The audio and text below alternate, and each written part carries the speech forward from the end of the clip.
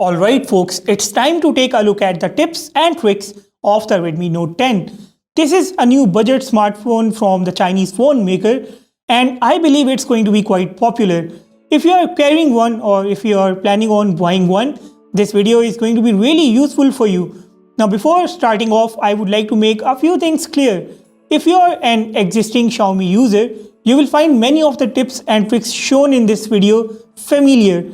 This video is targeted at the new Xiaomi or the new Redmi Note 10 users, so make sure that the existing users do not mind that. Also, if you're watching my channel for the very first time, it would be massively appreciated if you guys can hit the subscribe button, turn on the notifications by hitting that bell icon, and if you find this video good enough at some point, do hit the like button too. And this video is more of a complete walkthrough of this phone. So without any further ado, let's go ahead and dive into the Redmi Note 10 now. I would like to start it off with the camera application of this phone.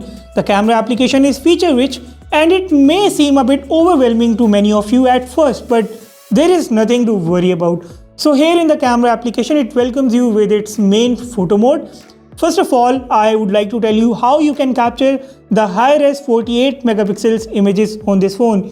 Right now in this mode, it's capturing the images at 12 megapixels. So just in case you want to capture the high-res images, you will go to the more options here and click on 48 megapixels. Now the phone will capture high-res images. Alright, so this mode also has the ultra-wide camera of this phone. Just click on this icon here and it takes you to the 0.6x angle, which is the ultra-wide camera of this phone.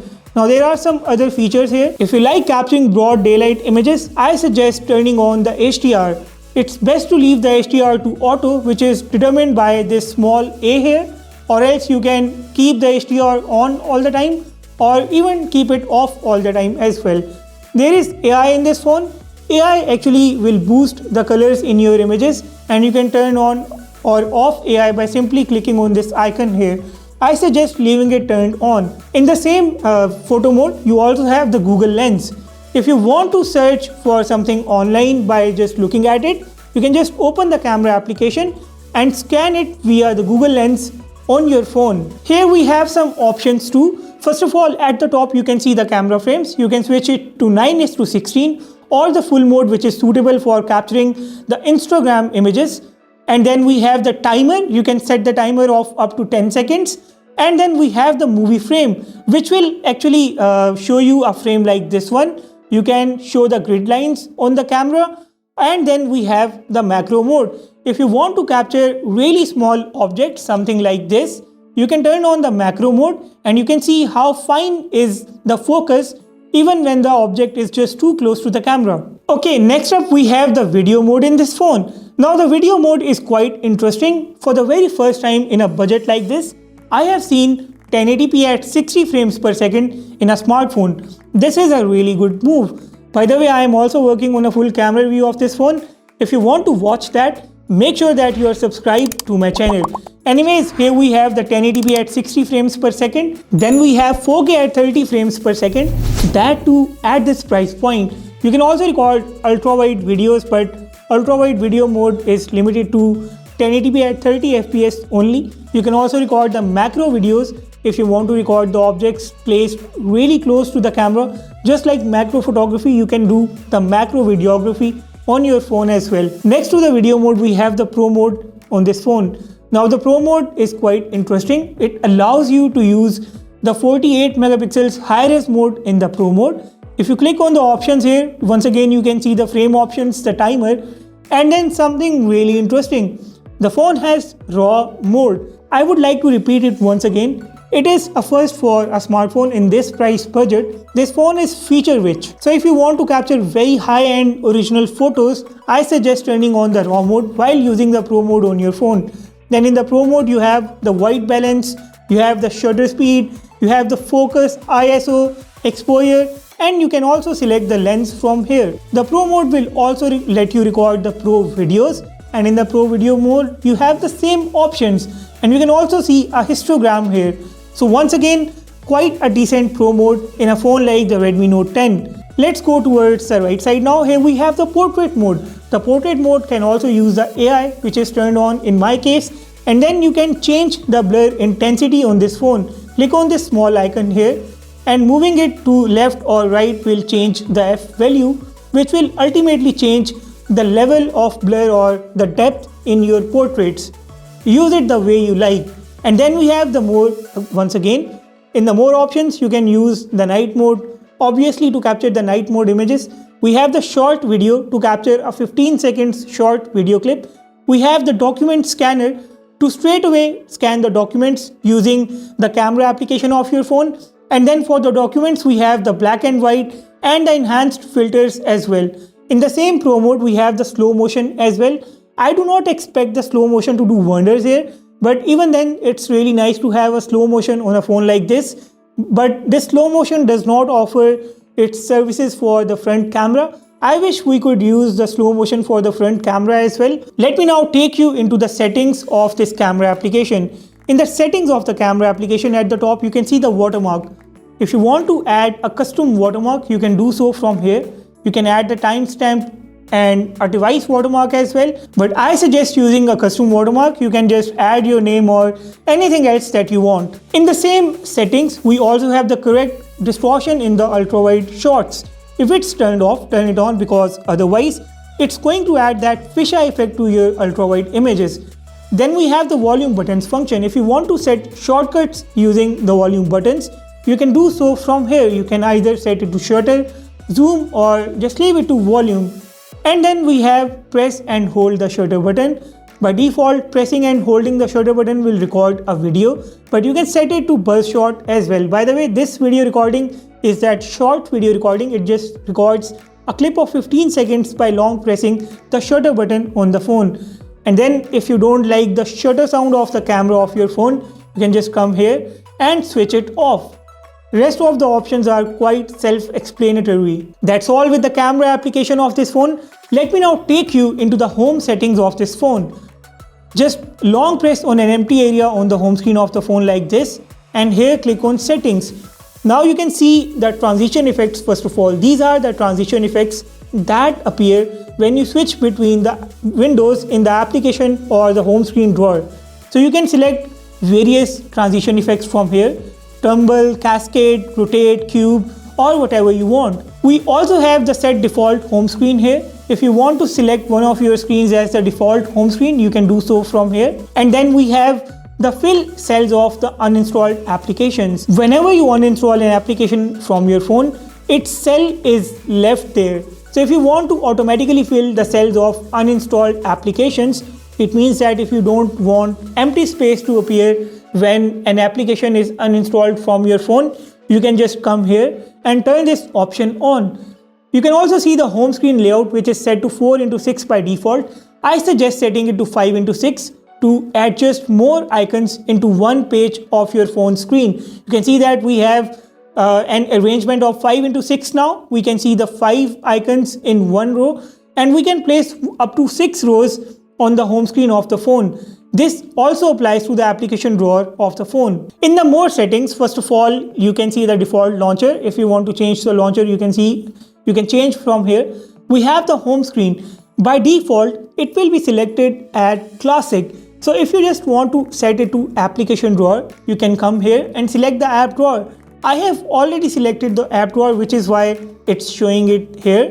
We have the system navigation as well. If you don't like using these old school buttons on the phone, you can just turn on the navigation gestures to enjoy the full screen mode on your Redmi Note 10. I like the buttons, they are easy for me to navigate, so I personally prefer using the buttons. And then you can mirror the buttons. If you don't like the order of the buttons here, you can just simply mirror them from here. Next up, we have the lock home screen layout. If you don't want the icons and elements to move here and there on the screen as a result of accidental touches, you can just turn on the lock screen layout. The icon size will let you change the size of the icons, just as its name suggests. Here you can also see the show memory status. If you want to view the RAM status of your phone, you can turn this option on. The RAM status will be shown in the recent applications panel of your phone. You can see here It's showing 1.3 gigs of 4 gigs is being used right now. So this is the memory status in this phone. Blur app previews will basically blur the previews of the applications in the recent applications panel. So you can just blur the previews for specific applications or all the applications at once. Okay, one of the most important tip that everyone asks for whenever a new phone comes out is how to take a screenshot.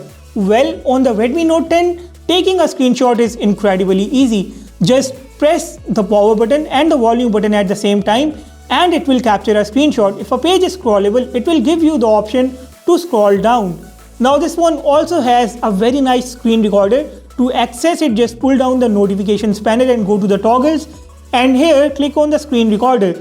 You can see that the screen is being recorded now, and just in case you want to access the settings of this screen recorder, you can just go back to the toggles, long press the screen recording icon, go to its settings, and here you can select the resolution in which you want to record the screen. You can select the orientation, and there are so many other options which give you full control over the screen recorder of your phone. Within the same toggles, another interesting option is the cast. It's really good to see the screen mirroring making its way to the phones like the Redmi Note 10, on low-end phones I mean to say. So the cast will basically let you cast the screen of your phone onto a smart TV or a smart monitor. I did check it with my Samsung TV and it works quite well. So this is a really good feature to use whenever you want to view images or videos on a bigger screen. Next up we have the floating window. The floating window will basically transform an opened window into a floating window. For example, I have the Chrome opened up here, and when I click on the floating window, it transforms the Chrome into a floating window like this, and I can multitask this way. And if I just double tap on the Chrome like this, it takes me back to the full view of that application. Now this phone has a Super AMOLED screen with brightness of up to 1100 nits, and it's really good to have Super AMOLED screen on this phone because the dark mode is now going to save a little bit of battery. So whenever it's possible or whenever you wish, make sure you use the dark mode to save that slight amount of battery on your phone. I also suggest using a dark theme or a dark wallpaper on your phone to save that battery percentage. This display is going to be really useful. Alright, so before I forget, I would also like to tell you how to use the applications in split screen view. To open any application in the split screen view, just go to the recent applications, long press on any application, and here you can see this symbol, click on it. You can see that the application has now opened in the split view. You can select another application to use simultaneously. For example, I want to message simultaneously. You can see that I have the Google Chrome and the messages opened at the same time now. So I can just exit by clicking on this icon here, and we are back now. In the settings, you can see the always on display and lock screen. So the always on display has come to this phone thanks to its Super AMOLED screen once again. The always on display looks really nice. Let me show you how it looks. So here you can see the always on display. Keep calm and carry on. Obviously you can change it too. So let me just show you how it works. In the always on display settings, first of all turn it on. It is turned off by default. Now we have a few inbuilt themes. You can see that we have a few clocks here, and then we have some other animations. Let's say I want to use this one. Let's see how it looks. Okay, so this is how it looks. You can change it too, as I said. So these are all the options, the default options. You can obviously create your own theme. You can set your own image on the always on display screen as well. So always on display is one of the nicest options on this phone. It can show you the notifications on the lock screen of your phone. You don't have to turn on the phone or go into the notifications specifically to view the notifications now. Okay, so here we have some other lock screen settings too. The phone has 1 minute of activity before it sleeps. So you can set it to 30 seconds or 15 seconds before your phone goes to sleep. And then we have the raise to wake option. If you just want your phone to wake up whenever you raise it, you can just turn it on. And then we have the double tap to wake or turn off the screen. Single tap basically brings the always on display, but if you want the phone screen to wake up by double tapping, you can just turn this option on. Then we have the launch camera. You can double press the volume down button to launch the camera on your phone when the phone screen is locked. Let's see how it works. So the camera is launched by double pressing the volume down button when the phone's screen is locked. At the bottom, you can also see the passwords and security option. Here in the passwords and security, at the top you can see the screen lock, which is on, and then we have the fingerprint unlock. So along with the fingerprint unlock, I suggest turning on the face unlock as well. Face unlock is actually going to add a second layer of security to your phone, and also whenever your hands are busy, you can unlock your phone by simply scanning your face. Here in the privacy settings, I suggest turning off the show passwords. The passwords basically show up briefly whenever you type them on your phone. If you want to remove that security bottleneck from your phone, you can just turn off the show passwords option from here. Next up, we have the display settings of the phone. In the display settings, I would like to show you the color scheme options. If you're not liking the current colors of your phone, you can change the color scheme to saturated, standard, or you can in fact set your own color scheme. Next up, we have the text size. If you're not liking the current text size on your phone, you can either reduce it or increase it as well. And we have the full screen mode. If an application on your phone is not using the full screen mode by default, you can force such applications to use the full screen mode. And then we have the auto rotate screen. The auto rotate screen will basically automatically rotate the screen to landscape or the portrait mode depending on the orientation of your phone. Next up, we have the sound and vibration. Now here I would like to show you the additional settings. First of all, if you want to turn off the dial pad, tap sound, screen locking sound, screenshot sound, and delete sounds, you can do all that using these settings.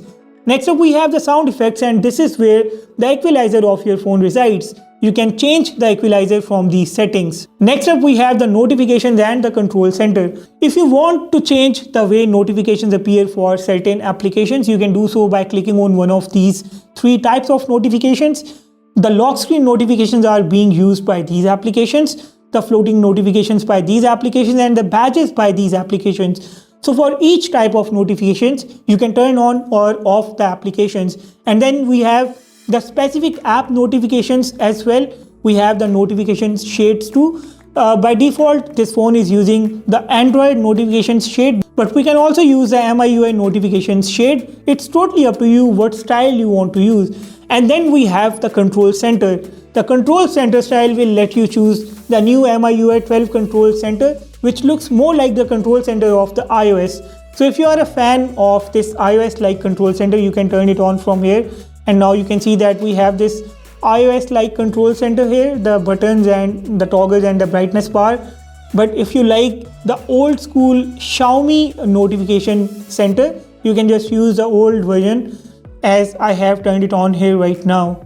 And then we have the items that show on the lock screen after you swipe down. You can change the notification shade from here. In the end, we have the status bar. Select what you want to show in the status bar of your phone. Notification icons, the connection speed, you can see it here.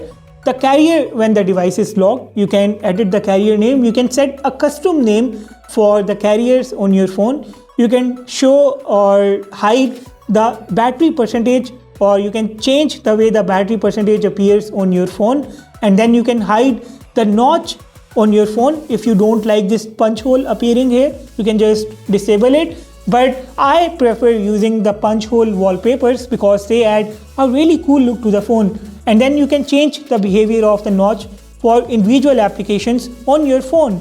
Next up, we have the privacy protection. Unfortunately, we do not have secure folder on this phone. I was really hoping that Xiaomi will give us the secure folder on this phone, but it is not there. Next up is the battery. In the battery settings, I suggest turning on the power on and off at a specific time of one day in a week so that your phone automatically refreshes and it keeps working nicely. In the apps, you can see the dual applications. The dual applications will basically let you enable a dual instance of an application that supports it.